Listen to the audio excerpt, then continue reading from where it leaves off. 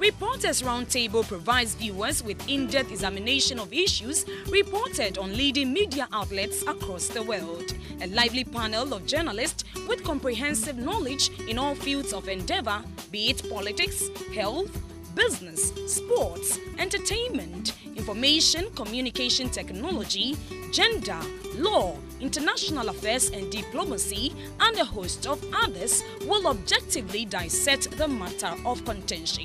On Reporters Roundtable, fairness, objectivity, factuality, and non-partisanship is our hallmark.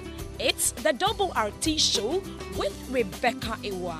This and every other Thursday from 10 to 12 GMT.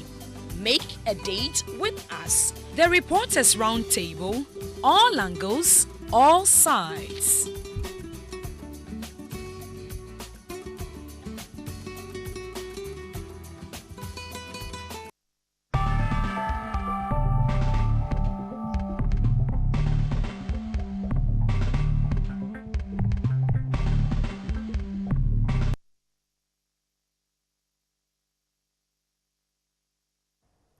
Right, it took us a while, but the consensus on multi-party constitutional rule has been established, and for the third time we have had a peaceful transfer of power from a governing party to an opposition one. We have done it without any fuss, and it is now part of what we do as a people. These are the words of President Akufo-Addo in his inaugural speech at the Black Star Square over the weekend.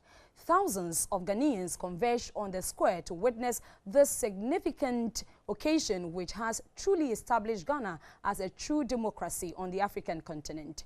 The consolidation of democratic gains comes at a time when one of the African countries, the Gambia, is in political turmoil. The number of African heads of state who witnessed the ceremony gave credence to the fact that the whole of Africa looks up to Ghana as the school for multi-party constitutional governance. The presence of the country's 3 former presidents and their spouses was also significant. President Akufo-Addo said in his inaugural speech that it is time to make sure that Ghana has true separation of powers between the various arms of government, where the legislative arm of government will grow into its proper role as an effective machinery for accountability and oversight of the executive and not be its junior partner. The question we ask is whether this is an indication that the president is going to move for a constitutional amendment which will amend the clause which mandates the president to have about 60% of ministers from parliament. We will also look at the appointment of some of the ministers that have come up on the show. My name is Rebecca Ewa, and in the studio to do this with me, I have Roland Afel-Moni. He is the president of the Ghana Journalists Association. Also here is Mr. Kofi Ahinkra. He is a journalist and a lawyer. Tai Kiche is an editor-in-chief of Radio Ghana, and Richard Mensah is news editor of Accra-based City FM. And you know how to join us in this conversation. You can post your comments on our Facebook wall, Reporters Roundtable. Send us an SMS on 02444754222. Email us, and you can get further interacted with us on our YouTube channel and know more about the program. We'll come back shortly. We have some videos for you, and when we are back, we will speak to a local governance expert. The investiture program was built to start at 8 a.m., but as early as 5 a.m., the public stands were filled to capacity. It was a mixture of age group, children, youth, and the elderly. Their aim was to be part of this historic moment, where for the third consecutive time in the Fourth Republic, power changed hands from one government to another. That is, in 2001, ex-President Rawlings handed over power to President John Ejekun Kufuor, who also passed on the baton of leadership to the late Professor John Atta Mills in 2009, but he could not finish his first term.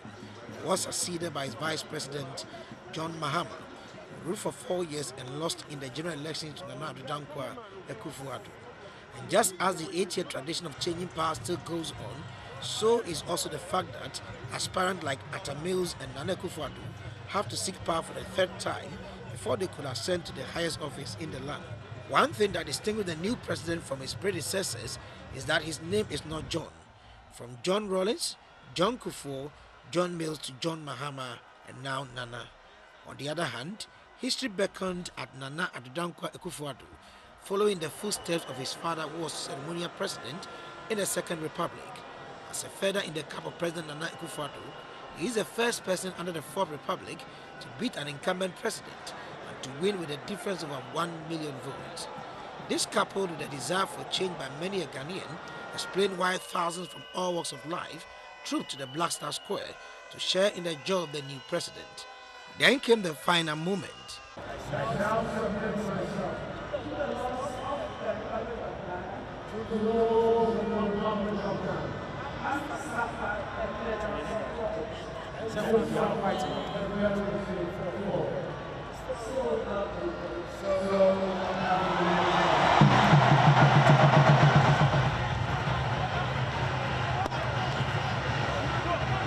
President Nana Akufo-Addo's speech was conciliatory and touched on the can-do spirit of the Ghanaian. It is time to define what being a Ghanaian ought to mean. Being a Ghanaian must stand for something more than the holder of a birth certificate or a certain passport. Being a Ghanaian must put certain responsibilities on each of us. Calling yourself a Ghanaian must mean you have signed up to a certain definable code of conduct.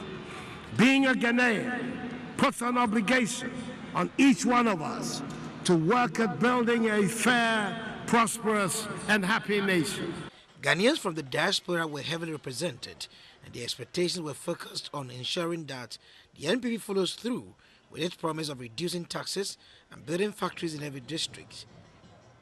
Ghanaians sit outside.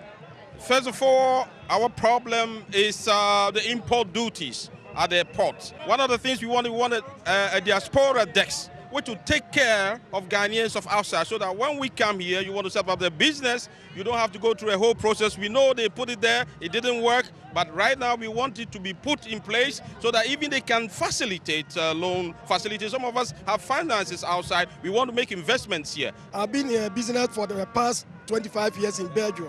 So that idea is something special for me. That's where I'm thinking about it. Most of us are business-minded people, and we bring investors to Ghana.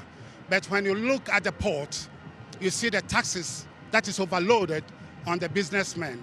But this incoming government is encouraging the private sector to invest so that we can create jobs for the youth.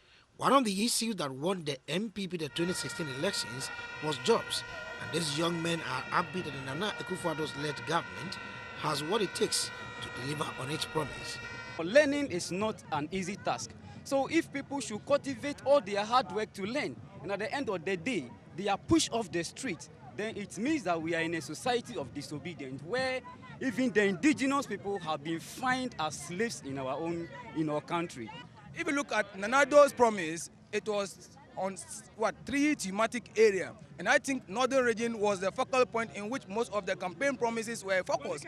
The one district, one factory, the one district, one dam, particularly was a Northern dominated promise. And I believe it is not a rocket science for that policy to become feasible.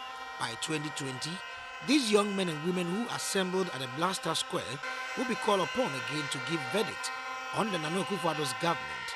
But as he put it in his speech, the success of a government will be determined by the quality of life it brings to bear upon the lives of the people, and not what the government claims it has done. Edward Nako, reporting for GBC24. Additional list of ministerial nominees include Ignatius Bafwewa, Employment and Labor Relations; Kofi Esiama, Ports, Harbours and Transport; Joe Gatti, Railways and Development; Kwesi Amwakwata, Roads and Highways; Esla Owusu Ekufo, Communications; Kofi Addo, Water Resources and Sanitation; Atachia, Works and Housing; Dr. Akoto Osei, Monitoring and Evaluation; Dan Botri, Regional Reorganization and Special Projects. Dr. Kwabena Frimpong Boateng, Environment, Science and Technology. John Peter Amewu, Lands and Forestry. Otiko Jaba, Gender and Social Protection. Okay, welcome back to the program. So there you have it. The ministers designate for those various appointments that the president has made, and we are told that there will be more later today. But let's go on the line now and speak to Mr. Fred Odro, who is with the Institute of Local Governance. Mr. Odro, if you have you there, thank you for joining us. Good morning. Hello, Mr. Odro, and a happy New Year. Many happy returns. Great. What do you make of the appointment of the minister-designate for regional reorganization and special projects? Well, for a start, please look at the personality who's been appointed. There is no doubt about his competence in our contemporary politics. Even in the last elections, I believe he did quite a lot for NPP to bring them back to power. So his competence is never in doubt. Then on the question of the specific ministry that he's been appointed to, my personal view is that I'm a bit worried about the number of ministries we are creating because of the cost it brings to the governance process. However, we must see it in the light of a key campaign pledge made by the president whilst he was campaigning. If we will take the issue out of Ghana, for instance, currently, Britain, for instance, has appointed a minister responsible for the Brexit because they are preparing for such a key thing. And I believe the ministry might not be there permanently. It is being created to perform specific tasks which the government deems critical to its success, which they may have to scrap it or realign its duties. So that is my initial views on that. But is the creation of new regions going to lead to the creation of more districts and constituencies? No, it shouldn't. And I would be very disappointed if the country decides to create more districts, because we even have too many districts. And if I were a politician, I would seek to even make some districts. We have too many districts that are not viable.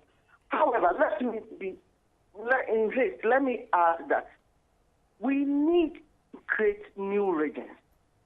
If you have had the opportunity to travel along the length and breadth of the country, you realize that there are certain parts of the country that are not seeing governance close to them, because they may have to travel very long distances.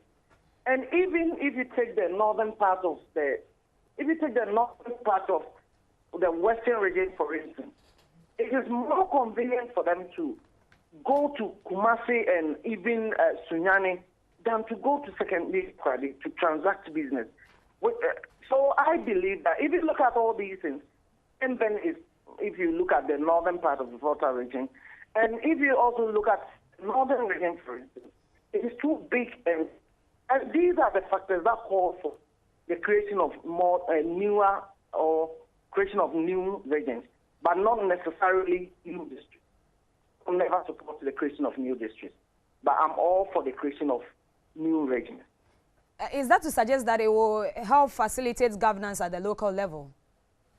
Yes, if we do that, it will definitely facilitate governance at the local level, because if you look at the regions, our current local government system as we have, it's shaped to have the regions serving as a coordinating point for the activities of the district.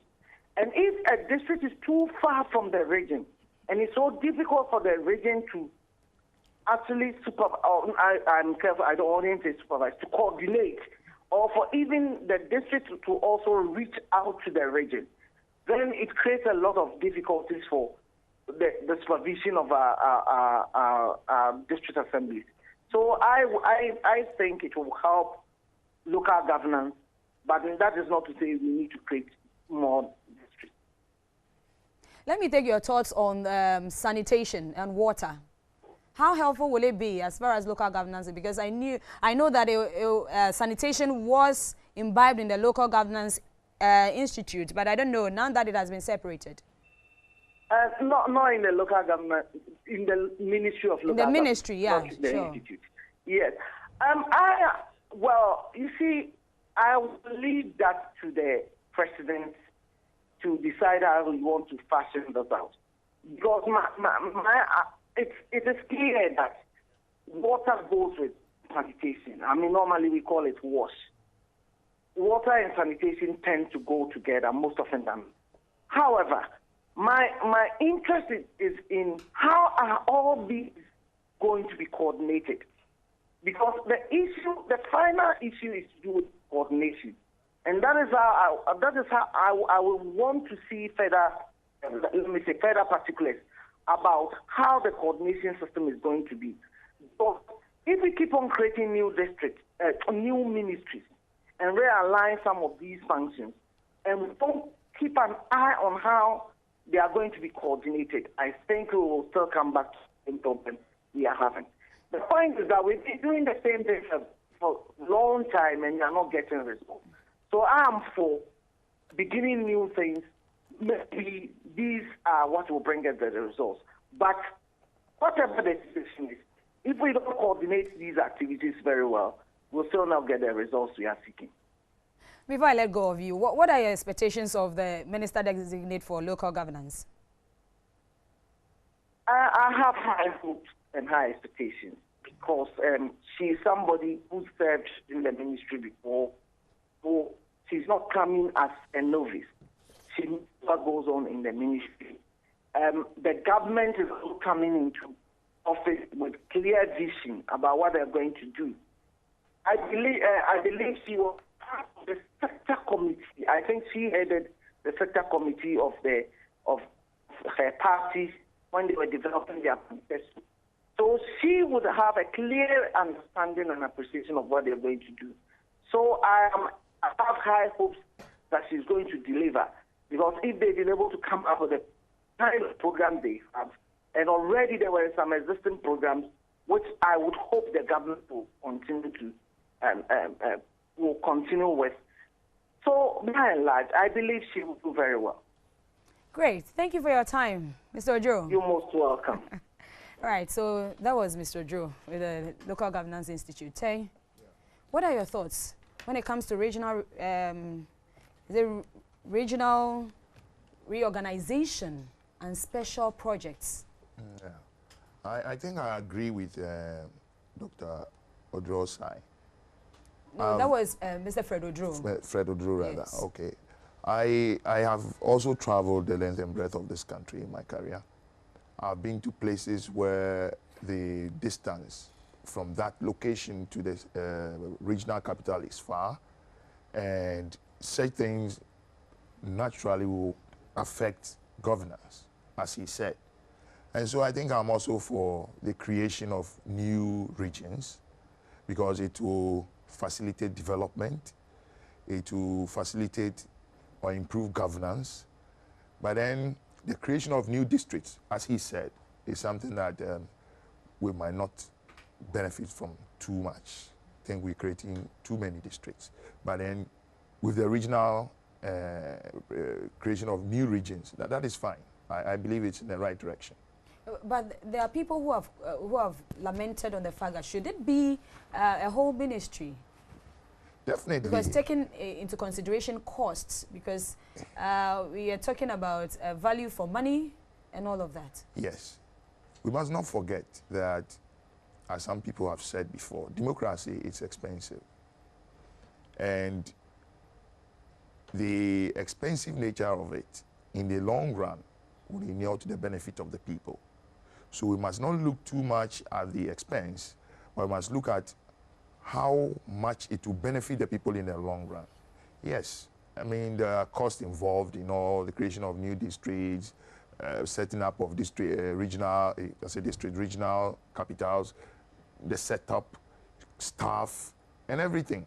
You know, it involves a lot of money, but in the long run, the people will benefit. Richard, let me take your thoughts on monitoring and evaluation. How important is it for governance? Well, even before I come to that, I think I totally disagree with the basis for creating more regions. And why am I saying so? When he was speaking, the local government expert, when he was speaking, he mentioned the level of governance that is witnessed across the country. His main point was that when you go into some of the districts or some of the places, they don't feel governance. What it tells you is that we are not really practicing the kind of local governance that we need to practice. What we need to do is rather to take governance to the people on the ground. How many are we in Ghana? 20-something million. And we want to create regions all across board for what? You go to some of the regions, the land mass is so huge, but the population is less. Take governance to the people. Decentralize and make sure decentralize is not in the dictionary, but this is something that you are practicing. That is that will be, look, we are going to create more regions and we create more bureaucracies. It's going to be the same thing. There's going to be a district capital or a regional capital, a regional minister, and somebody would have to travel from his district to that place. You go to some parts of the country.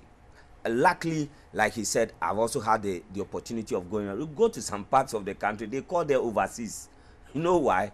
Because really, you have to travel sometimes and walk from car, get down from the car, watch the car and walk, or on river or something before going there.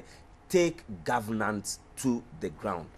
In terms of trying to What do you mean by taking governance to the ground? We talk of decentralization. Decentralization. Everything is centralized here in Accra.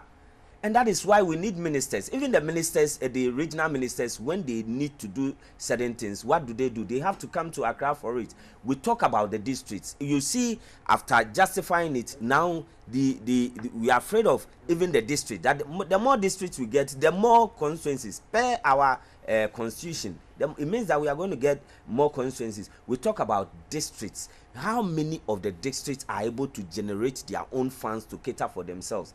That is what we must be looking at, because immediately we start looking at those things and they are able to fund for themselves, we will put meaning to decentralization, which will take off the burden of all these bureaucracies, and then we are going second. In terms of coming up with a new what do you call it, ministry or minister to do that, well, once it's your focus, sometimes you need someone to focus on it so that it will not be now let me go to monitoring. Monitoring and evaluation is always very important in research, in whatever we do. Monitoring and evaluation, if you are unable to monitor and evaluate your processes going forward, you are just as good as the word failure, and maybe you are even bigger than failure, because you are unable to assess for yourself the progress you are making. So you are taking everything for granted, which is what we tend to do most of the time in African countries. So we bring out a very neat and good idea, and then we put it in place,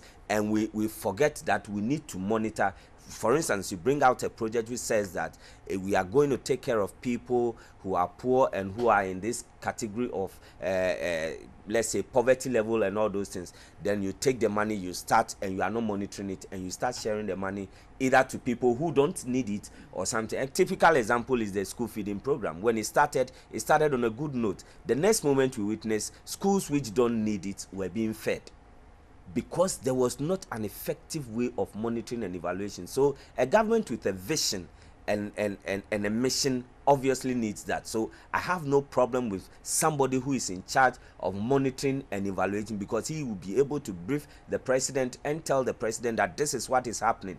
You will say, why do we need a whole ministry of it? This minister is going to be is going to work from the office of the president. So it's as good as even saying that like what the NDC used to have. It was a staffer at the presidency, a senior staffer at the presidency. So Tony Edu, and then later on in former President Mohamed Tiana, one of the deputy chief of staffs, Dr. Valerie, was the one in charge and all that. So yes, you can have people of that nature, but it also shows you what the government wants to focus on. You want to see that the projects, their mission, their vision, what they campaign for, at least is successful in terms of implementation, and you definitely need such a thing. Dr. Afelmoni, railway, Railways development. And then one cannot fault the government for prioritizing the provision of railway system. It's something which is long overdue. Under the previous government, attempts was made to extend railway service to the north, but I believe the financial oxygen was missing. China was supposed to provide the cash in the region of 3.something billion, which never came. We're going back and forth. We were made to understand that certain conditions were unleashed on this country by China, and which made it impossible for us to access that loan. So this tells you the seriousness with which the present government intends to tackle the issue of providing railway system to the better part of the country, because road transport has proved ineffective as far as movement of people and goods are concerned. So there's a need to prioritize this area of transport. And I believe with the setting up of a new ministry and a new minister whose competence can never be doubted, well exposed, someone who has relevant experience coming from Western region, which is the hub of railway system in the country, and having worked in parliament, if you look at his background, he's equipped in an eminent manner with the substantive competence and extensive experience to tackle this new ministry. But we can also look at the cost, because in the previous government, railway was part of Ministry of Transport. Transport, yeah. So again, it's a matter of prioritizing their priorities, and let's see how it pans out. But the fact cannot be denied that we need to modernize our railway system. We need to look at create more avenues for people to move and for goods to also reach areas where they are most needed. Lawyer, let me take your thoughts on Minister for National Security. How different is it going to be from the National Security Coordinator, the role that that person plays? Yeah, the National Security Coordinator, I believe, is coordinating all the security agencies and then ensuring that they are working very well. With the new national, national Minister for National Minister Security, for that is a complete ministry. Yes, has been established. Yes, in its stead. I'm also at a loss whether the National Security Coordinator comes under the ministry or he stands alone. In each case, I think the ministry is an umbrella body, and the National Security Coordinator might work in tandem with him to ensure that our security is secure. If the two of them can work hand in hand, then I believe that will be okay. But then the Minister for Security, of course, we have the Minister for Defense, we have the Minister for Interior, and they are all coordinating one aspect each. So if there's a broader one, I also find it a little bit difficult how the Minister for Defense, for example, will coordinate with the Minister for Security. We need a better explanation. Yeah. To help you on that. Yes. In terms of the ministry, if you look at Act 526, which is the Securities Act, Act 526, it makes way for that. The National Security Minister is in charge of our various security and intelligence agencies. The Minister of Defense is in charge of the military. That is the military, we have the Navy and all that. The Interior has a lot of agencies around under it. That is the National Service, the police, and the National Security Minister would now have the mandate to coordinate the activities of the BNI, the National Security Council, all these people. And then this broader group will report to him. The Securities Act gives him the mandate to be able to report to Parliament on their activities. So what previous governments were doing was that they appoint any of the defense or interior ministers to do. So in the recent past government, the interior minister was in charge, so he would take off the brief. But appointing a minister to be in charge would then give the people a clear mandate, because there's some form of a little bit of tension when it comes to the clear mandate. If you look at the Securities Act, the clear mandate in terms of the intelligence agencies, who they report to, who they have to agree to report to. So the BNI would be under Interior, the Yoko and Co will be under other agencies, and then you have it scattered. So it normally happens, and normally if you look at the National Security Council, there are a number of ministers who have to be there, but there is a provision for the president to allow any other minister to join. So Foreign Affairs Minister is constant, and then the Interior Minister is constant, the Defense Minister is constant. So what will happen is that the National Security Minister would then have to be there, because he will be coordinating the intelligence agencies. So all our intelligence agencies who also work in tandem to protect acts both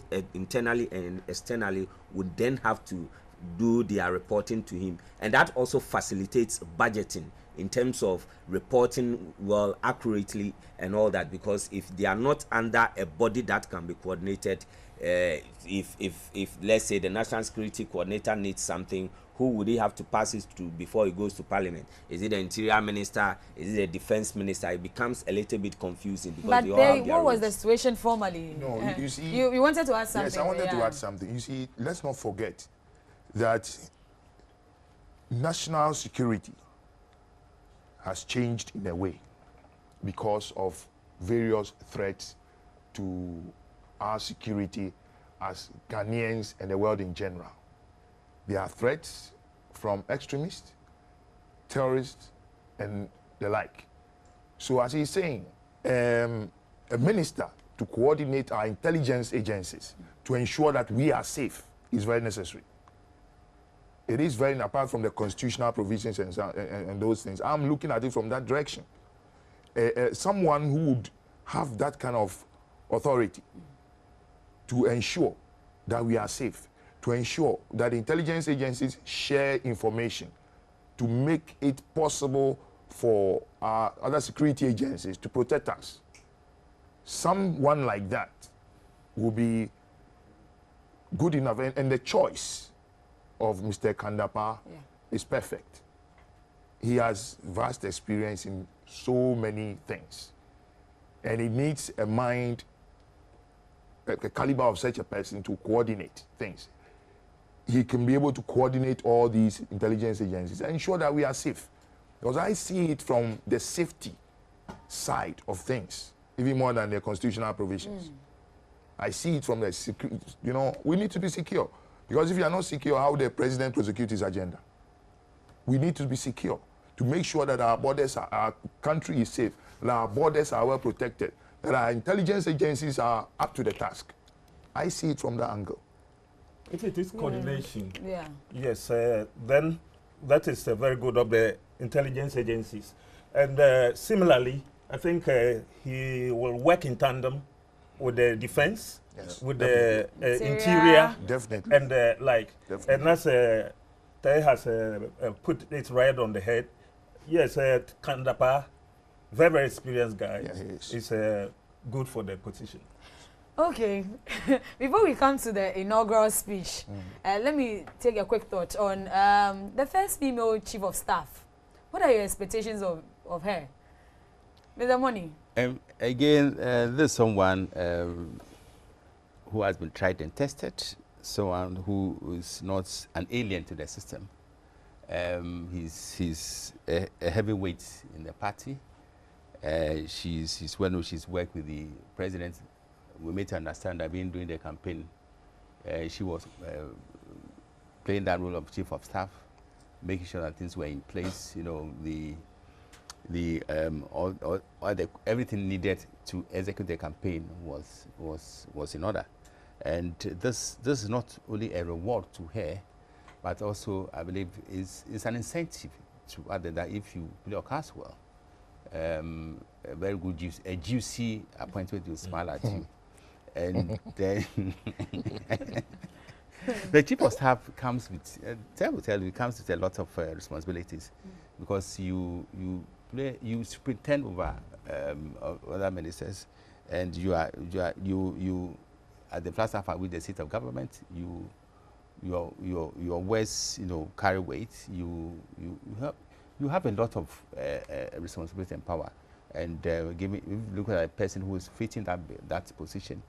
One cannot fault her. She's been a minister before, Freema Opare. Yeah, she's been a minister of state. If you look at her background, her background also smells good. She has the right credentials. She's not a novice in politics, and so we again it's in terms of gender empowerment, women empowerment. I believe this is a plus for the government. So more of such appointments should flow to give real meaning to women empowerment, because in certain sections, the percentage of women in positions of authority is minuscule. So the best way to strike the right balance is to put more women, of course, who qualify in positions of authority and responsibility. And so we will applaud the president maximally for such an appointment. Yes. Lawyer, Honorable Freema Opare. Yes, I think Afel has said most of it. And Freema Opare is somebody who has boundless experience. His credentials is unparalleled when we come to talk about it. And he is going to belong to a place where she is going to even superintend over ministers, and then, all the kitchen staff, if we put it that way. And her background really put her instead to do that. I'm also so much interested that for the first time in our political dispensation since '93, there's a woman who has been elevated to that position. So we're going to see the difference that she is going to make, yes, over there. And also, it really, give impetus to these women, and the fact that we also have to give balance in everything that we do. So we have so much confidence in her, and she should prove us right. Prove us right, he says. Richard, what do you have to say? Well, I think that what it tells you is that the Nana-Addo government has elevated the issue of gender to the highest echelons of governance. And they are not doing so because it's just the issue of gender, but they are doing so combining competence and all.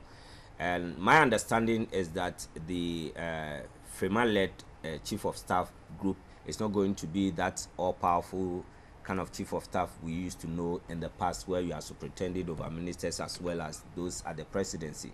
But this is a Chief of Staff who is going to superintend over activities at the presidency, which is also well and he will be able to take briefs from ministers and brief the president as well. So that is my understanding of it. And if you look at it, where Freema is more than qualified. One, she's been a two-time parliamentarian. She's been a deputy minister before, a minister and all that. And what it tells you is that she has the experience of both in government and out of government and in legislature.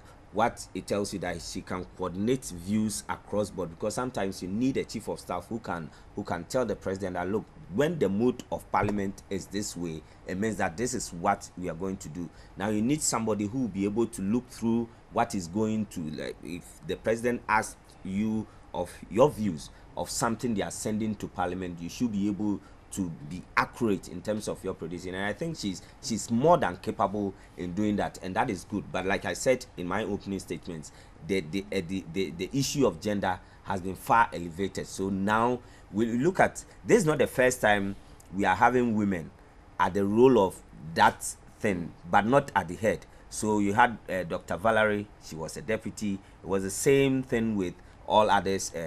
Rollins had a woman who was coordinating She was also just a deputy. Became Saki, British lady of the, but very, very competent in that state. But this time around, Nana-Addo takes the deputy over, and then he says, no, I think the women are capable of doing. And he's not just thinking. Frema is a very capable person. This is somebody who has worked in the international field. She was in charge of a whole project by the UN on agric, fish farming or something, and she coordinated it so well before coming to be a parliamentary candidate. Ayawaso West Wagon 2 times, and then she just went off this. Before then, he had also played various roles in government. So in terms of capability, I think it's good, and it's also good for this whole idea of gender empowerment. And we must grow as a society. The whole world is growing, and we must see that is the direction we need to give it. It is rather unfortunate that when we talk about representation, the women are more than us, but the men always dominate. And sometimes we must factor it in our things. Well, I am looking at competence. I think the woman is a very competent fellow.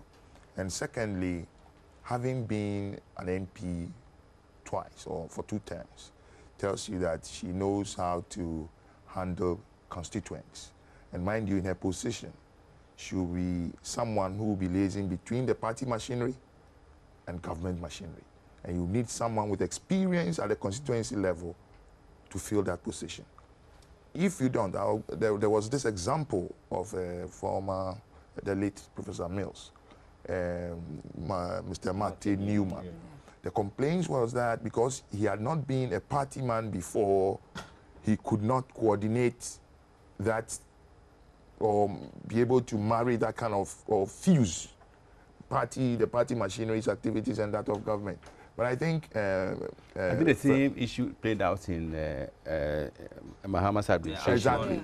Exactly. Bani, you see, that is it. So this is a very wise choice. Asadaris credentials. This is a very wise choice. Someone who has been able to win a parliamentary seat twice, has experience dealing with the party people, and it will serve the president well to have someone with that experience as a chief of staff. Let me play the devil's advocate here.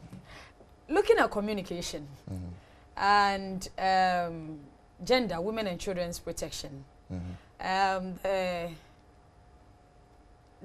nominees, would you have opted for a swap? Communication minister designates going to gender, then gender being swapped to communication, because there are people who are saying that looking at the standard that the current Minister for Gender, Women and Children's Protection has set, then it requires somebody very strong like Honorable Esla Wusu to take up the challenge. But she is now the Minister Designate for Communication. What do you have to say? No, I disagree. Okay. Otigo Jaba is a woman, is an exceptional person. Okay. She was, I think, women's organizer for the NPP. Yeah. And it takes a lot to be a women's organizer of a party. If she has been able to do that very well, I have no doubt that she will be an exceptional minister for that particular place. I don't think a swap is necessary. Doug, I don't think a swap is necessary. Esla has a background in communications. Exactly. She's when the telecos, with the telecos before, and I believe I listened to her. You could see that she has a broad knowledge of her new portfolio, and she also has a substantive competence and extensive background. So I think she's the right person at the right place. But it's one thing touting her credentials before she even takes office, and then actually matching her competence and expertise, pronouncement to the ability to deliver. So praying that after touting all the credentials, they will settle in their offices and really deliver and give real meaning to the change agenda being pursued by His Excellency President Akufo-Addo. Yeah, Otiko, as we know her, is an all-round person. And she is somebody who is a party person. And she's somebody who has worked around for a long time now. That position requires somebody who can do research and also ensure that he deals with different groups and different parties. And she's somebody who can exactly do that. When we come to the communications, yes, Ursula, yes, has a communications background. I mean, she's somebody who's worked with the telecoms, as he has said. And I think she just fits into that position. So let us not disturb the...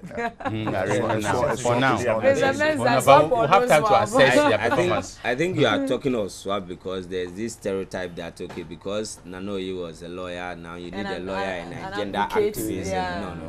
No. I think I've paid particular attention to the president's speeches when he's mentioning the nominees. And you realize that at every point in time, for every other nominee that he's named, he gives you the reason why he thinks the person is okay. So he justified why they all must be there. And for now, it wouldn't even cross my mind of such a thing, because I listened to the president's speech and he justified clearly every other, and not only justify, after the justification, he gives you some clear mandate on what to do at the place. So for instance, he mentions Ejaku, and by the time he was ending, he told him that, look, Dunso must not really rear its head under your leadership.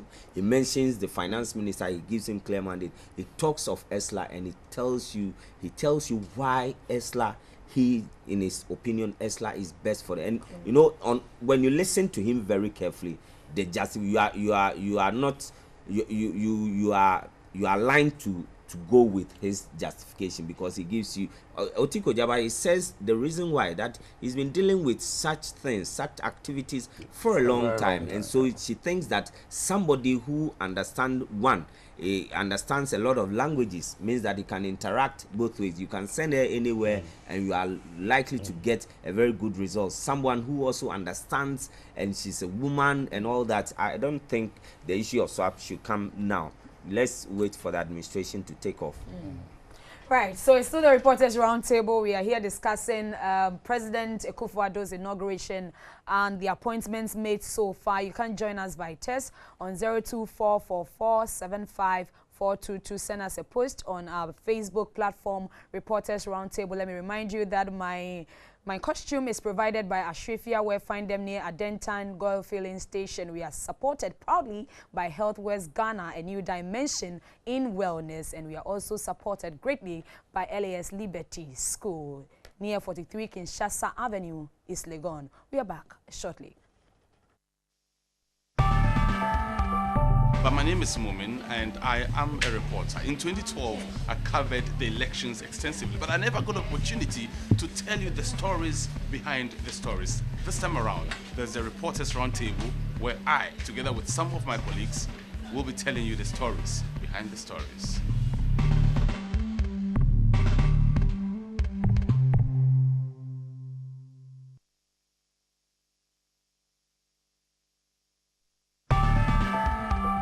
Watch Reporters Roundtable and get in touch with some of the best brains in the field of journalism. It's a good program. All the best.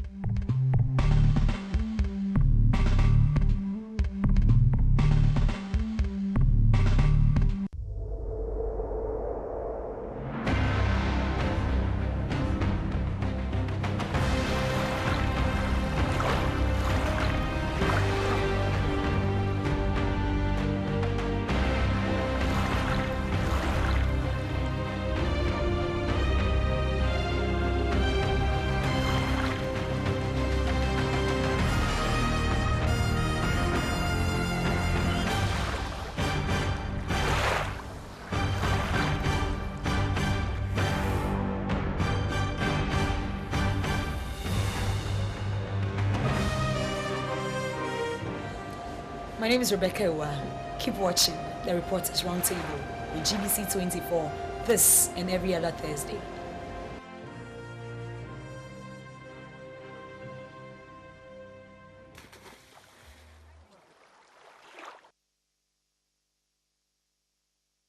Back, we are still here. I am in here with lawyer Kofi Ahinkra. He's a lawyer, he's a journalist. I have Dr. Roland Afelmoni, the president of the Ghana Journalists Association. I also have in here... You're a doctor? Non-lawyer, I'm not a lawyer. Oh, you're not a lawyer, but you're a doctor, right? Anything goes. Dr. Afelmoni is with the GJ. Richard Mensah is a news editor for CTFM, and Tekiche is the editor-in-chief for Radio Ghana, and this is a show proudly supported by LAS Liberty School, also HealthWorks and Ashrevia Well. Let's take your initial thoughts on the inauguration over the weekend. That was a very I'm tempted to say Titus. That's a sardine name. Oh. You know, I think I have witnessed inaugurations from the time of Flight Lieutenant Rawlings, President Kufuor, late President Mills, President Mahama, and now President Akufo-Addo. I think this one was awful. It was not awful, it was awesome. Awesome. It was awesome. It was just beautiful. It was, I would say fantastic, because I could not take my eyes off the screen. When you look even at the color setup, that was beautiful. If you look at the turnout, look at the number of people in Kente, it tells you our tradition was at play, strongly. You know, and then just look at his speech. Very wonderful speech. Very, very wonderful speech. Quoting Kwame Nkrumah, quoting J.B. Dankwa, quoting Kofi Fabricia. Fantastic. Let's forget about that other bit that's making the rounds. Let's not focus too much on that. If we focus too much on that, the claims of plagiarism. If we focus too much on that, it will overshadow the beauty of what happened. We had three former heads of state. How many countries are that lucky? Very few countries in Africa are lucky enough to have three former heads of state at the inauguration of a new one. Yeah, we are a very lucky country. So let's not, I don't want to talk too much about that, but listening to him speak, watching him, his body language tells you this is a man with a vision. This is a man who wants to do something exceptional. This is a man who wants to make a difference. Perhaps this is a man who's been preparing himself all along for this. You could see by the way he sat on the stage chair. He fits into it. He was comfortable in it. Earlier on, he looked a bit tense, but as the ceremony unfolded, after he sworn the oath and has held the sword of state to show all of us, here am I. You could see a man who is content that yes, eventually, here am I. Dog, I see it's tapping your feet. You want to come in? I happened to be at the Blaster Square to witness that historic occasion, and every inch from the Musu Cemetery up to Blaster Square was covered by human beings. The sea of hairs, and the excitement, you know, the joy, and it tells you that the inaugural ceremony lent credence to the cathartic nature of the election. They say that the election has come to relieve so many people of pain they had been necessary for the past 8 years. I never knew so many people, such large segments of our population were just waiting for this changeover to happen. You could see that it was a kind of revolution, and the relief was written on the faces of the multitudes who really assembled at the place. And the security were on point in ensuring that everything was in place, and the checkpoint, every checkpoint, you know, they will search you and make sure that you know, you had the right accreditation to be at the right place. And coming to the speech again, you could say this was somebody whose eloquence was eloquence and rhetorical dexterity were in full glow. His diction was perfect as usual, and he looked so presidential in his clothes, specially designed clothes. And as Ted said, this is somebody who had prepared to taste presidential authority for the first time. This position had eluded him on 2 occasions, and the third time he had positioned himself so strategically to also taste power. And who are you to fault him? And he said that good things come to those who believe. Better things come to those who are patient, and the best things come to those who do not give up. His belief in the presidency was unshakable. His patience, wasn't disturbed, and his perseverance, his unconquerable spirit, was also in full glow. So we applaud him for having the patience, for fighting so hard to achieve the pinnacle of his presidential career. So while applauding, we also pray that he deliver to the satisfaction of the multitudes who voted for him. An aspect of plagiarism, so unfortunately, but the good is that it hasn't eclipsed the beauty of the whole event and the import of his speech, which lasted for 31 minutes. And but at the same time, as a nation, the aspect, that animal called plagiarism, should serve as a fountain of lesson for all our leaders, for our speech writers, because these days modernity is such that you can easily detect plagiarized works, and plagiarism in a work is unethical in journalism, I believe, and other branches of in other sectors. It's also academia is also a serious offense. So while sweep it under the carpet, we should, as I said, learn a fountain of lesson from what happened. So we have every cause to pat ourselves on the back as Ghanaians. We have demonstrated that we are a reference point when it comes to democracy. What has happened has matriculated Ghana into a different realm of democracy, and so the peaceful transfer of power, the honor and dignity with which former President Mahama considered defeat and cooperated with the current government up to this point, his sense of democratic gratitude has also added some spice to our democratic credentials. So to former President Mahama, while you nurse your pain of that painful defeat and the brouhaha over your abode, we thank you, and I believe history holds a special place for him for having conducted himself so well during the election and well after the election. Yes, also, I will take it from the fact that we have 3 former presidents attending this inauguration. During the Rawlings's time, we did not have even one former president, attending. But this time we have as many as 3. This added to the color of the inauguration. And it is something which is also a unifying factor. The president said clearly that he has a lot of people to fall onto when he needs any advice. And that was very clear. I must say that the unifying factor also came. Initially, you could see that the former president, Mahama, was visibly not himself. But the speech of the Liberian president, Salif, and that of Ouattara, La Côte d'Ivoire, brought him so much into the picture. And you realize that he started smiling and then, coming up. So that kind of thing, brought a kind of unity to all that, all of us. But I'm also so much happy with the number of dignitaries who came in.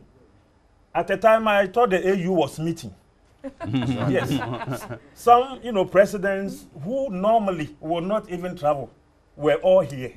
I was surprised to see Ouattara because yes. Because Cote d'Ivoire was then boiling with insurgents. And I'm so and I'm so much also was so much happy with the francophone countries who were here, from Gabon to they came there, Central African Republic and all those, people from as far as Kosovo were here. In fact, it showed that people are really interested in our democracy and the urging us on to work hard. Just with the president's speech, I think it was very good. And the speech was something to unify us, to show us that we are Ghanaians and we must behave like Ghanaians. When you talk about the so-called plagiarism and other things, I think some of the quotations were, duly acknowledged. There were one or two. It means that it wasn't intentional. It shows that it's a genuine mistake, and the author has duly apologized for that. We only want to see that it's not repeated in the future. In dissertations and things like that, we expect that all acknowledgements should be, all citations should be acknowledged. That's right. Yes. So over here too, we expect it to be, but we must also look at the fact. At a time, we realized that the president was not very comfortable with his cloth. Yes. So. The protocol must take charge of it, and then, let the president learn, maybe take him through tutorials. So maybe it was too heavy. Maybe it was too heavy. Yeah, yes, it is. I believe so. But it was too heavy. Between you and me, but it's not alien I don't think it's alien to he's not. Okay, he might not be. He might not be, but it's not something he does frequently. Between you, anyway. Personally, when I go to church every Sunday, I'm in cloth. The last time he went to Accentene's funeral, he was in cloth. Yes. And other funerals, you see him in cloth. No, I agree with lawyer. He's not normal cloth person. Yes. But he's a traditional person. Yeah, he is. But he's a traditional person. He's a traditional person. I'm also a traditional person. Yeah, and I put on cloth. And I know, the difficulty cloth can present. There are people who know how to handle it. Some cloths are heavy. Yes, they are. They are, but if really you are taught to handle it, it will not. You will not fumble with it. Did that even take out the shine? It didn't. It didn't. But I'm saying that it will be better if the president handles it very well. Because at the time, well, that office should be a symbol of perfection. Was exposed, and I believe that if the protocol takes that on and he becomes very perfect, it will be good. Generally. Maybe they didn't have time to rehearse in that the Kente. Yeah. Okay. Well, Richard.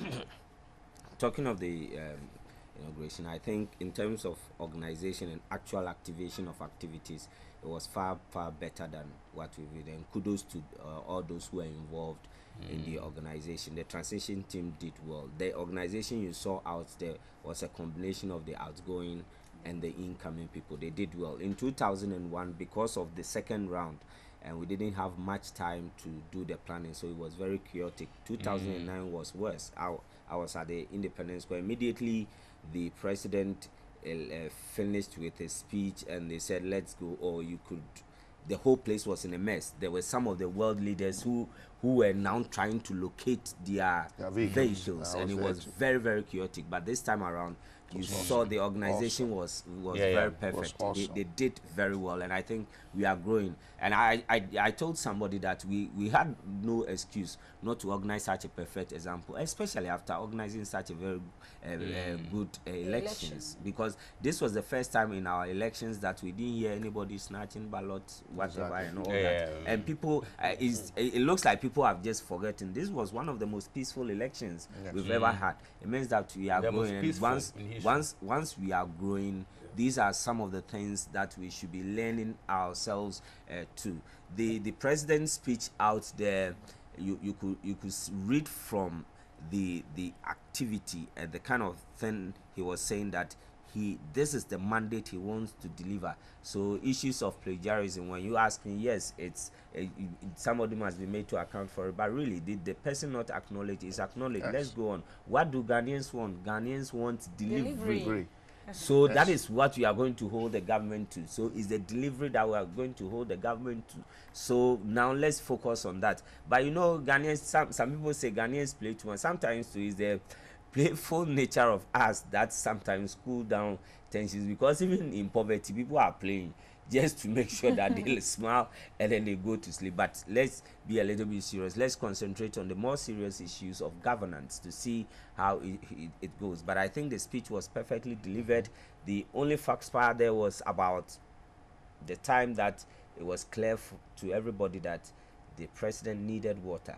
That's right. Okay. And if you looked at it, it was clear that there was that there was no particular arrangement. And if you watch this thing carefully, for those of you who were there, and then those who were watching on telly, if you watch it carefully, water was brought later on, but he rejected it. Exactly. And I think that was the right thing, because those who were there and those who were watching, the water passed through so many hands before getting to him, and that shouldn't have been the case. So it was good he rejected it. He mastered courage to deliver. That shows you the spirit of the Ghanaian. We did it so perfectly. Our outgoing president considered defeat in a graceful manner, handed over power in a graceful manner. He also received power in a graceful manner and promised to lead us in the next line of our baton. What we need now is to sit back and then see how his governance evolves and how the aspirations of Ghanaians are met. And he tells you in his speech that he intends at every moment and every step of the way to meet those aspirations. I've had the opportunity of covering various governments and all those things, and I can tell you that one thing I always say to people, that I've never seen one president who doesn't have any good intentions about Ghana. Exactly. Never. Sometimes it's the system. So whilst we are looking at him as a person leading the bunch, we must also look at ourselves. What will be our contribution towards ensuring that we all grow together out of a situation and a nation? That when it comes to that discussion, there's a lot to say about that. But I think all in all, the inauguration represented what Ghanaians wanted, what we wished for, and it represented growth in the Ghanaian society. And those who executed it, kudos to them. They did it so well and so professionally. But do you have high hopes of the Akufo-Addo-led government? Why not? Like the ordinary Ghanaian that voted. Why not? Because it's like everybody wants to see what will happen. No. But it's barely 5 days in office, right? Today is Thursday, right? Yeah, I think expectations are high. Expectations are so high. Yes, expectations are high. And I don't blame the Ghanaian people. Who wouldn't like a good life? Who wouldn't like a factory in his district? I come from Ada. If there's a factory there for no salt, even watermelon, something that can transform the watermelons that we plant so much around there. And get spoiled. Watermelon juice, something. Why wouldn't I be happy? When I go home, I'll drink fresh watermelon, well packaged, exportable, and Ada is there. That's to be good for me. Who wouldn't like that? We are all expectant. I mean, I think what the government will have to do is to be able to find ways of managing the expectations of Ghanaians. You know, the expectations will have to be managed and managed convincingly. If, for example, you will not be able to do something you promised speedily, you must be able to tell us why I cannot do it now because of A, B, C, D. Less propaganda, more openness. And that will help manage the expectations. But for now, the expectations are high. Very, very high. And the expectations, that kind of advantage should help the government make good use of the goodwill of the people. Because the goodwill too is high, mind you. If the goodwill was not that high, the president wouldn't have won by that huge margin. In fact, at the inauguration, I was watching it on television, and if the spectators, the camera is zoomed in you can see a very young people, and the way they were cheering the president on. People of all ages. You realize that their expectation is very high. And I said to myself that the president, you know, has a lot to do. Has a lot on his head. Yes. So I think he has even started. When he was appointing Dan Butwe, Dan Kweku Butwe, he rationalized that it will not be now. It may take about what? 2 years. 2 years, yes. He clearly said that. So these are some of the management things I think you are talking about. That's managing the expectations. Yes, but you realize that people are very impatient because people are hungry. That is why the very first thing people have taken over the toilets and other things already. And these are the yes, these are the things that we have to be very, very careful of. And so our supporters must be talked to. That it is true that maybe you are hungry. Even if you will take over, it must go according to the rules and regulations. But don't just jump in and seize the toilet because there's money in it. Maybe seize the toll booth because we say.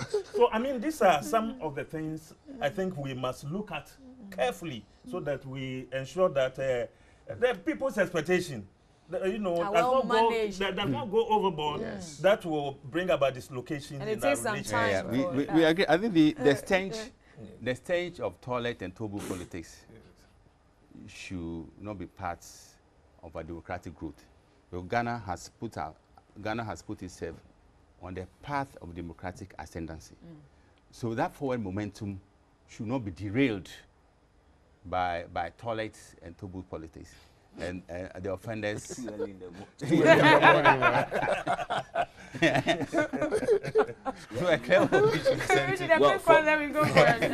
me, I think expectations drive delivery. So the expectations are okay. It drives delivery. But you realize that all the parties went around the country trying to say what they can do and all. What they can do, what they cannot do, and all that. And when I was part of a campaign that went around, and we did, especially CTFM, we did constituency campaigns in terms of those things. So you realize that most of the political parties, they did what I would describe as a one-to-one campaign. So when I get into your district, it's your problems that you tell me that I say I'm going to address. So yes, the expectations will drive delivery. It will refocus the attention of governance in terms of governance is about the people. But I tell people, hey, you did not vote for magicians. You did not vote for magicians to come and say Ajana 1, Ajana 2, and then things are appearing. It must take some hard work. So yes, the expectations are good, but you yourself, without even telling, you must know how to manage your expectations. And that is why even during the campaign, people were saying you can't put money into your pockets and all that. But one particular aspect of all this, in terms of managing expectations and then going ahead with it, I think in a way, because of the level of acrimony within our society, we normally confuse expectations with actual hypocritical, hypocritical acclimatization of political parties. So what I really mean here is that you are just criticizing for criticizing's sake and doing all manner of things. You are waiting for somebody to fail so that you latch on it. And the former president touched on it very, very well. He said, look, let's be responsible enough. In his speech, he said, let's be responsible enough.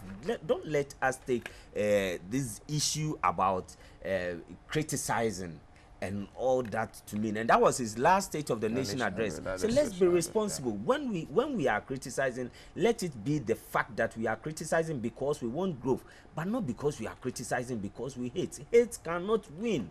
Look, you are wishing for the failure of each and everybody, and you think you are living in an island. Even an island, we are surrounded by water and maybe some fish. So, you see, I'm inclined to go with I'll come back to you so that you bring out your sentiments. Let's go for a quick breather, and when we come back, I'll give you the platform. It is still the Reporters Roundtable, and we are talking still about President Akufo-Addo's inauguration and matters arising. We'll come back shortly. Please stay with us. Don't go anywhere. Journalism is dynamic, and as part of our responsibility, we are supposed to go out there, fish for information for the public. Today in Ghana, it is our duty to ensure that the masses know what is going on in society. Reporters Roundtable is a program that you can get all these things. Watch Reporters Roundtable with Rebecca Iwa this and every Thursday.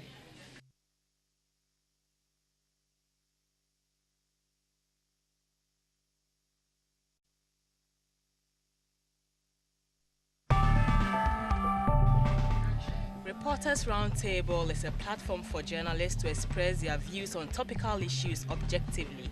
This and every Thursday, you don't want to miss it.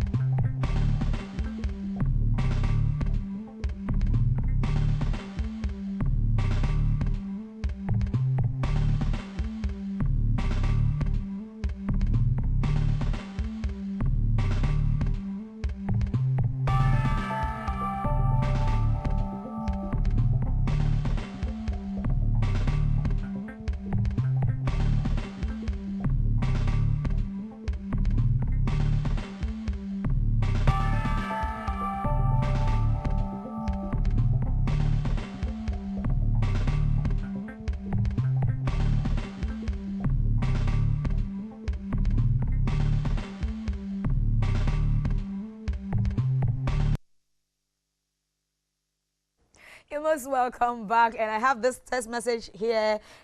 He's coming from Insawam. He says, Madam Host, you see how you people are talking so good about the NPP. When it comes to NDC, then you start talking bad things about the NDC. Oh, come here. I think you've not followed us on this platform. We are very fair and non-partisan. That is our hallmark. We don't do anything that would derogate somebody's personality or the party for that matter. We are very fair on this platform. So maybe follow us and you get to know the issues that we discuss. We tackle issues from all angles and from all sides. We were talking about the fact that the expectations will be following the MPP, and they and Otamoni, you wanted to come in. So, I was saying something. Okay, thanks for taking me. Because it's I was saying something. I see. Titus.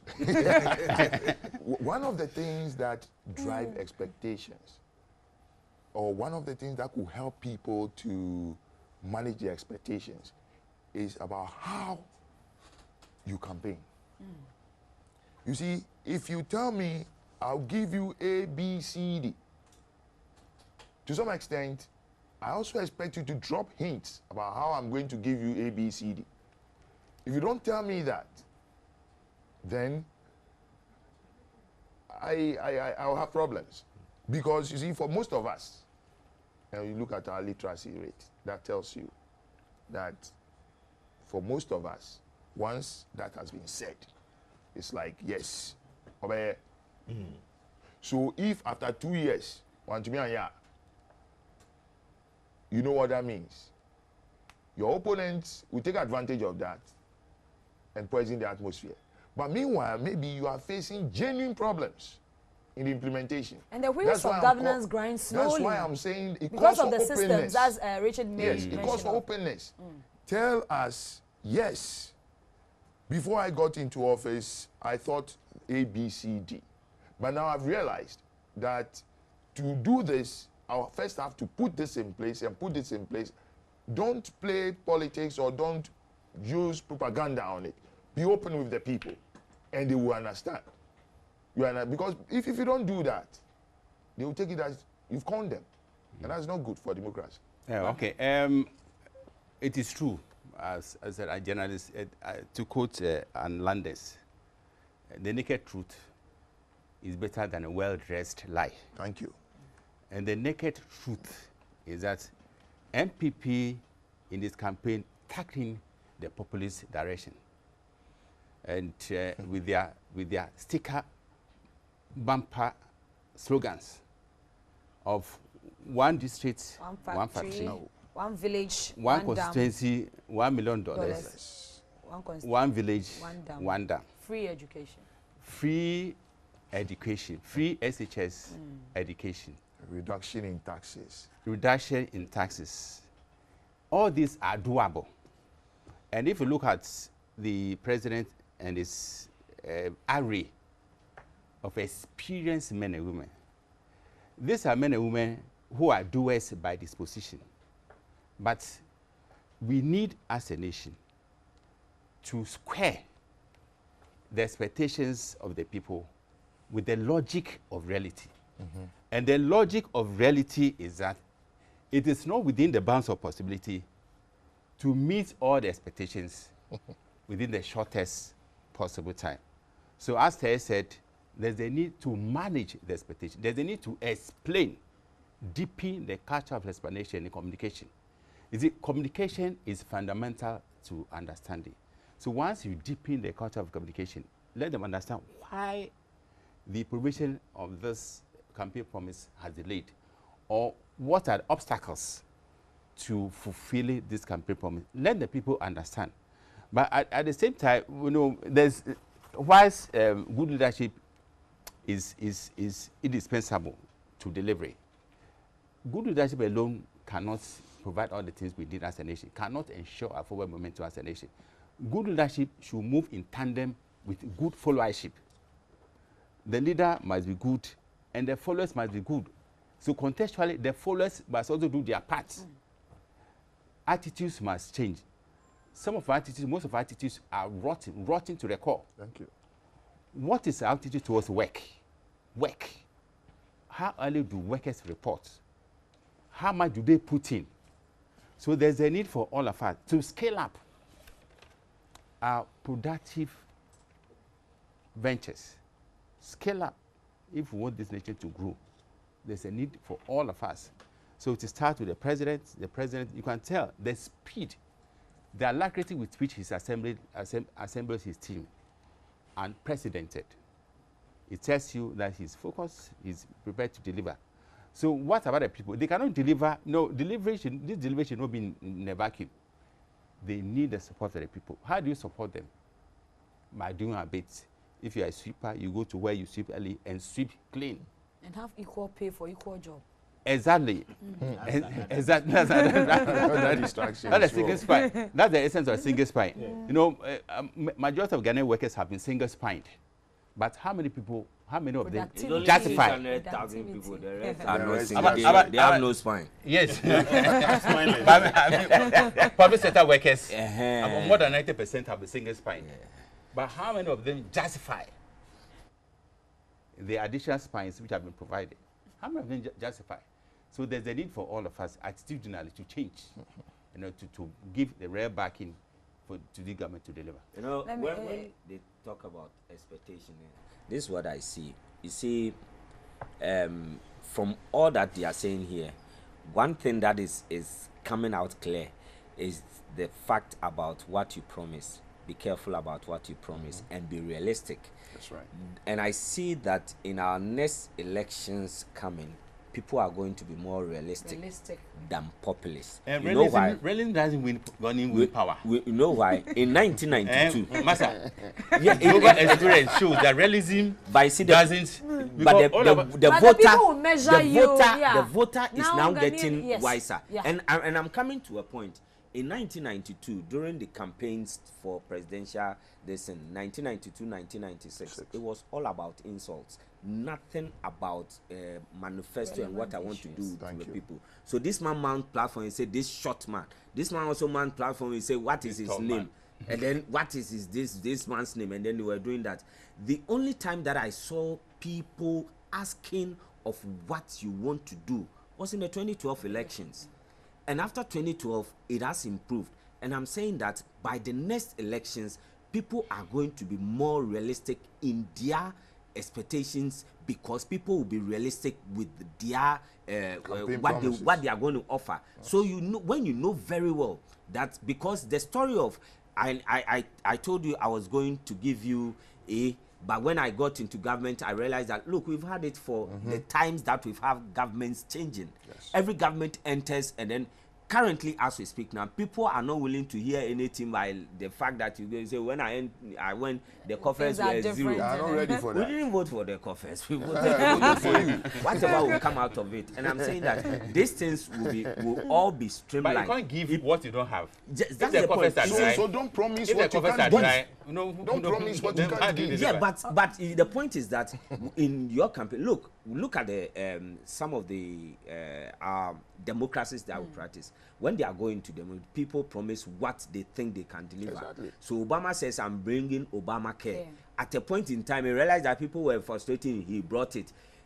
Donald says that, look, when I come inside, I come and I take over all these companies who are going outside. I'm not going to allow it. And he started doing some of this. But it's also backtracking on so many issues. You have building walls. Because now... building walls, changing laws. Because now people are holding... In fact, when he said he was going to build walls, there were people who told him that, Massa, be careful. Yeah. It's not everything that you go out there to say. And I'm saying that our political structure in terms of our campaigning have been a little bit populist. And let me tell you how populist we can be. Watch the two final rallies of the two political parties. Who, when you watch that video, can you imagine 1 million votes difference between any of them? Thank you. Yeah, but the people on the ground, the people who are there say, yeah, it's okay. You see, it's the same thing. When you are unable to deliver and you don't give an appropriate excuse, an excuse which will yield to their anticipation, you are in trouble. It tells you that, you see, we are talking this way because we are all thinking now that the voter is now very educated in whatever he has to do. Very may be an exceptional word, but the voter, the Ghanaian voter consistently is now becoming aware of himself and what his or her vote means. And more importantly, the middle class who usually would not want to comment but will stay and then enjoy their addressing are now commenting because you see what the fans say kukru if you say you don't hear the kukru, you hear it because it's around you. Then people are doing kukru and you say you are in air conditioning, be there, the kukru will hit you. So now they are also talking and it's good. Once we have that conversation going on, we'll hold our leaders accountable, and when we hold them accountable, we'll bear the fruits of such accountability, which means that every and any other person will gain from governance. Then I'll come to you shortly, but let's talk on something very important in the inaugural speech. I'll come to you so that I'll take your thought. But it borders on the law. And we know President Akufo-Addo, I call him the man of the rule of law, because we know him as such. He's an institution when it comes to rule of law. Yeah. So let me quote him. He said that after 24 years of operation of the 1992 Constitution, there are areas that need change. My question then is, are we going to expect some amendments as far as the Constitution is concerned? Lawyer? Yes, when he talked about change, he situated it in that is the balance of power. That is what he actually talked about, the separation of powers. You know, strict separation of powers belongs to the Aristotle and Locke and Montesquieu. Yes. Now, what we have is interdependence. In America, in Britain, in our modern day, we have interdependence. And the Constitution put it rightly in Article 78(1). that the president must, most of the ministers must come from parliament. Most of the ministers. And if you look at President Akufo-Addo's appointments now, you realize that those he appointed, majority of them are coming from parliament. Now, if it is so, then we are now here talking about interdependence of functions and not strict separation of powers.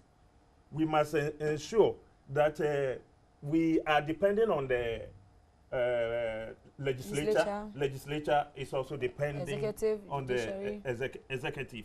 And that is what we call reciprocity. Yes, so that is it.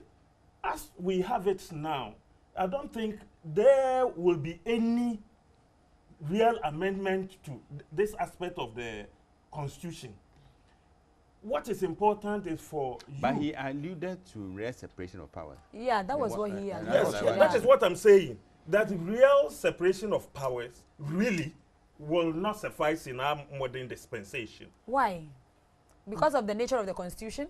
Not only the nature of the Constitution, it has been found out that we cannot have real separation of powers. So over the years, what has happened is that because we want to have what? A balance, separation of powers, power of course exists, but then it's not only the pure separation of what? Powers. How about we making sure that the legislature is accountable, the executive is accountable, the judiciary. So that is why we will realize that even when the parliament make laws, the president must what? Assent to it. So, Master, now, from a layman's point of view, yes. How can the minister, who is part of the executive, hold the executive accountable? No, you know, because we have a system where ministers who have MPs who are also ministers will team up with the executive to make laws.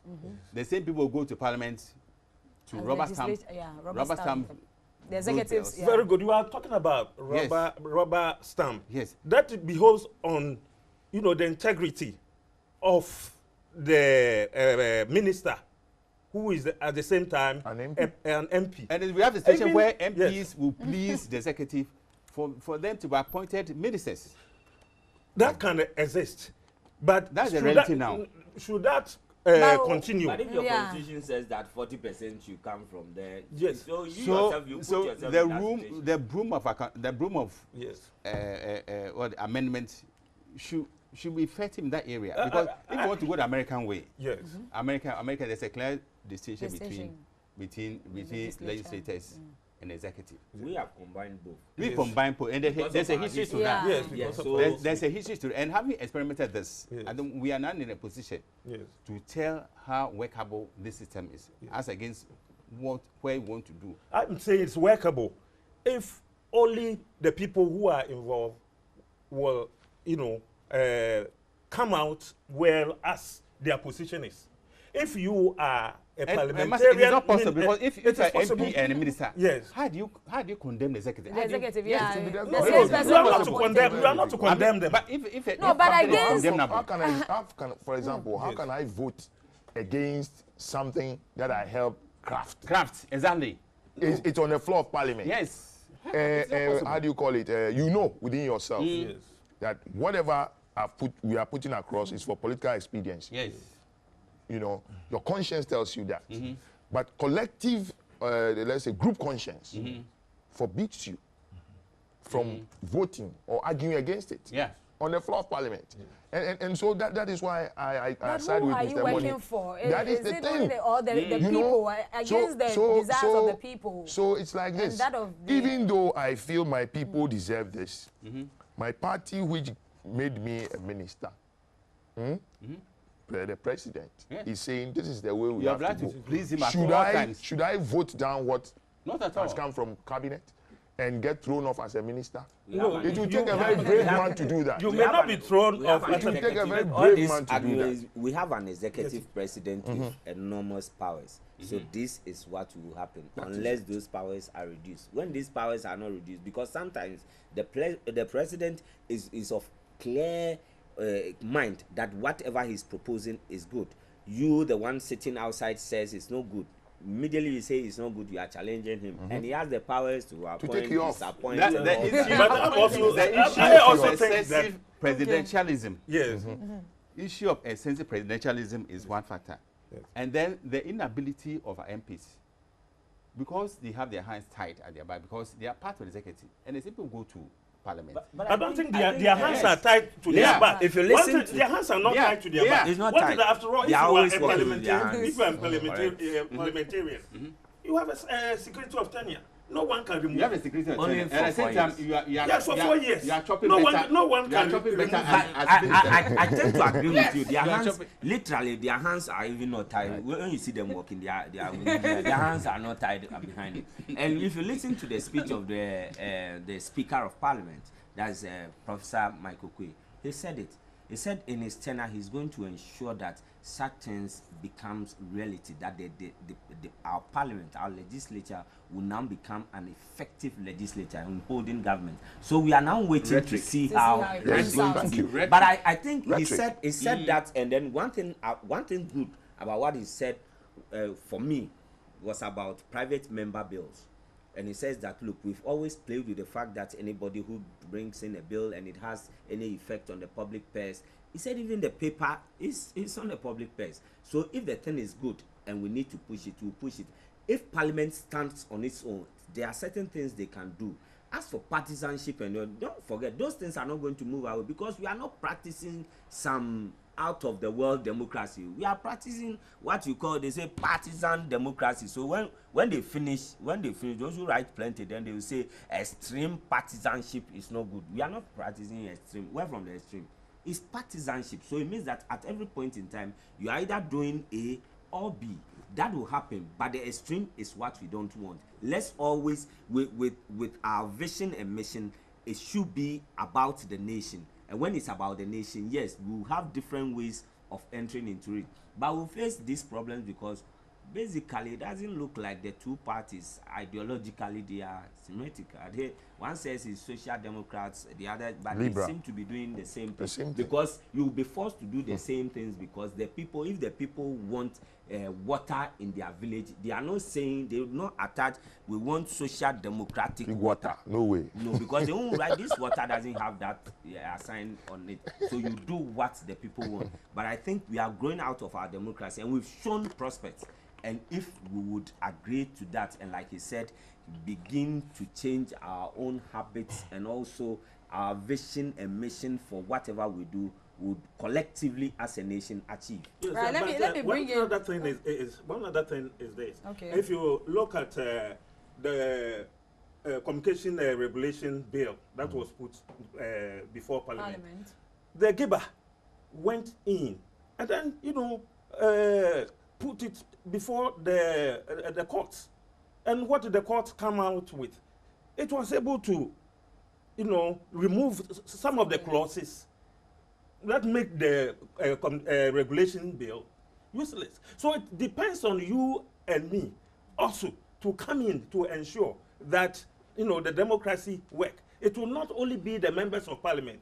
You are there, I'm there, the private person is there, and all these are there to ensure that the democracy work. It may not need any amendment. I think so. Okay, yeah, this one says, I'm really impressed with your New Year program. Kudos to you, or you can also repeat it in the evening. Thank you. My name is Yakubu from Kaswam. Okay, thank you, Yakubu. This says, please tell your panelists no time for any excuses for the side of the government than to deliver within 4 years, period. This one is from Jackson. Jackson is in Ashaman. Jackson, I can see you also have high hopes. Huh? Without changing our corrupt act, we cannot go anywhere. And this one is coming from Kwame. I like your discussion, but I like the man who said that Ghanaians should change their behavior towards work. I think don't have your money. You are referring to the GJA president. Okay, all thumbs up for you, sir.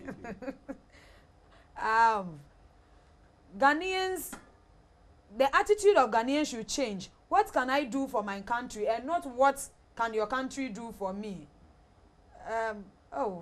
Just wrote air conditioning and refrigeration engineer. You didn't add your name, but thank you very much. We are grateful for your text messages. But there was one other thing that I would want to quote from the president. The president also said that state coffers are not spoils for the party which wins an election, but resources for the country's social and economic development. Yes, I agree with you. How significant is this statement? It is very significant because, look, if we should give our reporters here tape recorders to go to any of the bus stops and interview just 10 people and ask the simple question, do you think the politician is in office because of you and I or for himself? The answer will be the politician is there for his stomach. So I find that statement very, very important because the perception out there is that people get into politics to make money. And the president has said, I remember sometime, that if you think you are going to be part of my my government to make money, forget it. Go to the private sector. That's where they make money. And that, what he said, that quotation reinforces that feeling he has. And I'm all for that, because you see, gradually, we are making our people. When it came to the hefty salaries and the sweetness of office, please, we'll go there. They all yes, for. you know, but the fact is all that the MPs. that is why people are having the perception that people are into politics because of their own stomachs and not for the people. You understand? The perception is out there. It's clear. Anybody you meet, just ask this simple question. He will tell you, the man is there because of himself, not because of me. Because they see all the flashy cars. They see somebody who used to wear sandals now wearing Gucci shoes. Who wouldn't like to wear Gucci shoes, my friend? You see, they see it. It's there. The opulence, the extravagance of our politicians. It's all over. So if the president is saying one thing that I loved, he will protect the public purse. I love that very, very much. Because if you don't do that and you allow your people to loot the public purse and go out there, behave irresponsibly with their ill-gotten wealth, what you do is that you anger the people. And some people have paid the price for it. They did. They paid the price. You understand? Because one of the things that brought down the NDC, I believe, is this perception of corruption. It's the perception of corruption that brought the NDC down. You can't hide it. Then we take the president by his word. Yes. That he's going to protect the public purse. Yeah. And it also beholds on everybody, every appointee, to ensure that this thing comes to fruition. If you are an appointee, the president, don't wait for the president to come and then catch you doing it. But then ensure that the president means that we shouldn't corrupt ourselves. As individuals, we must, of course, change our attitude and ensure that the public purse, we don't just put our hands into it and put it in our pockets. It's not for you. It is very, very important that is again, we need to square the president's pronouncement, no matter how beautiful it is, to the logic of reality. And the logic of reality is that the president alone cannot, in fact, it is not within the bounds of possibility for the president alone to protect the public purse. Look at the president at the passport office. If he or she decide to charge more than he's supposed to charge to facilitate the processing of a simple document like passport, that is corruption. You know why the president has to take responsibility? Yeah. If the person that information gets to him, and you just treat it as an information. Oh, okay, like you are reporting to someone, so let's see what will happen. Then you have to take leadership is key. Yeah, by his pronouncement, it presupposes that he's going to set it in motion. So when you hear that somebody has overcharged, when somebody has overcharged, yes. You see, for example, when you hear that someone has done something which the public is talking about, and their perception is that that person is corrupt, you don't bring that person closer to you. Keep it at an arm's length. You understand? One of the things that brought down the NDC that people talk about is that the former president should have taken certain the process of investigating what? No. I mean, some of them are. I'm saying that if, for example, you are my leader and someone you've appointed, that's something which the public has yes, or it has brought about a public outcry. You step that person aside. You don't bring him close to you. Because the moment you bring that person closer to you, you are telling the people that you don't even care about what he did. You know, you can bring the person close after you've done your investigation. And in this particular instance, sometimes the way you communicate, you see people, and we are using the word perception.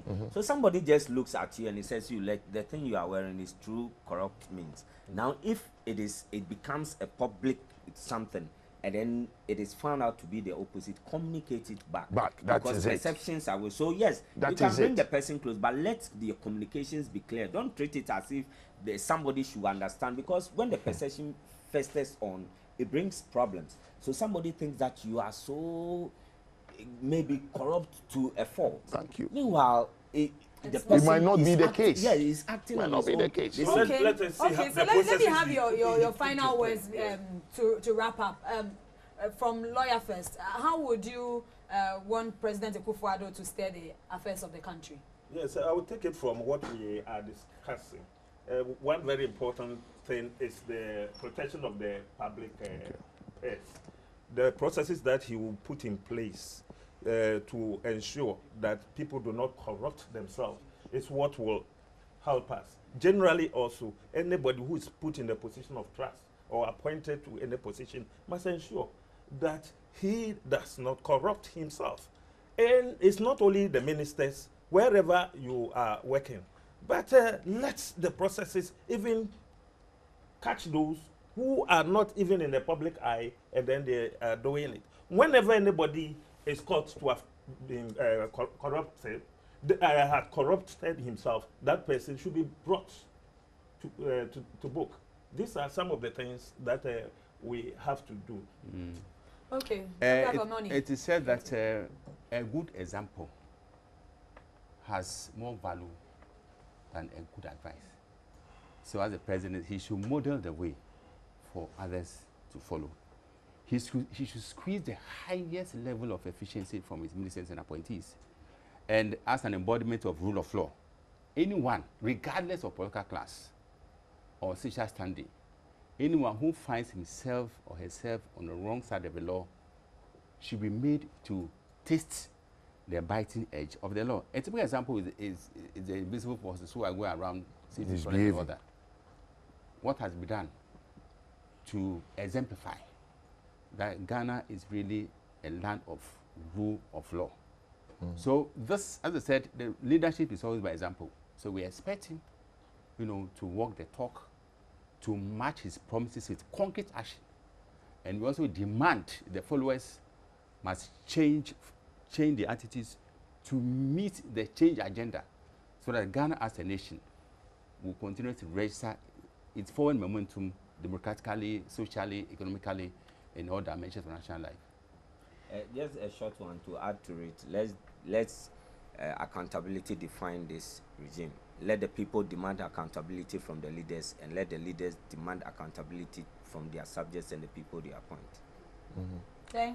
Yes, I think one thing, the perception of corruption we must find a way of making sure that that perception goes down in our politics. And our president has been touted as an incorruptible person. That's one of his credentials. And I pray that he lives up to it.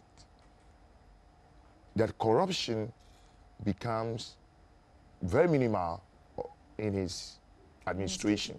And secondly, for all Ghanaians, that attitude of worshipping vice and frowning on virtue must get out of our lives. Right. So that has been it. Thank you very much, gentlemen, for passing through. Today's discussion was done by lawyer Kofi Ahenkra. He is also a journalist. I have Dr. Roland Athel-Moni. He is the president of the Ghana Journalism Association and Journalist Association. And I also had in here City FM's news editor Richard Mensah and Titus who is the editor-in-chief with Radio Ghana. My name is Rebecca Ewa, and the show was produced by Phyllis Kofi, Max Isu, and Celestina V. Thank you to my technical crew, my director, and all the people at the backstage. They make this thing happen. For further and more, to get more on our discussions, you can visit us on our YouTube channel, Reporters Roundtable, Facebook, wherever. Thank you, Ashrifia Way. Thank you, Health West Ghana. Thank you, LAS Liberty School. We are back same time next week.